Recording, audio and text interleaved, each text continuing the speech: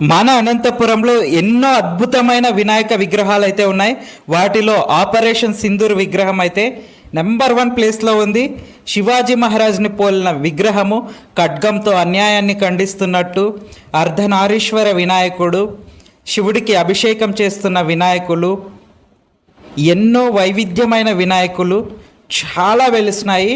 ఒక్కొక్కటిగా మీరు ఇక్కడ చూసేయండి.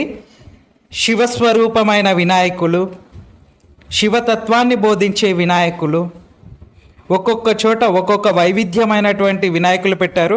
ఇక్కడ సూర్యుడు రథం తోలుతున్నప్పుడు ఆసీనులైన వినాయకుడు ఎంత అందంగా ఉంటుందంటే ఈ విగ్రహం చాలా అద్భుతంగా ఉండింది.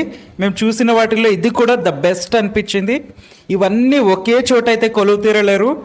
ప్రతి ఒక్కరు చూడాలంటే చాలా కష్టము.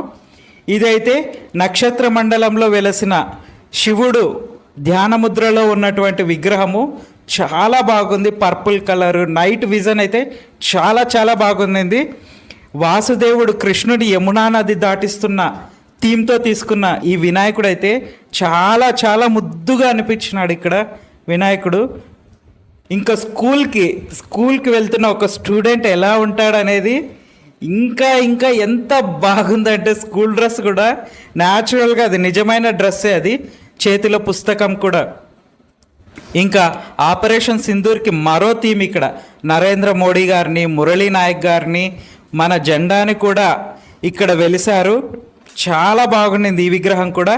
ఇక్కడ అమ్మవారి స్వరూపంలో కనిపిస్తున్న వినాయకుడు అయితే చాలా అద్భుతంగా ఉండింది. ఇది కూడా మనం చూసిన ప్రతి ఒక్కటి చాలా బాగున్నాయి.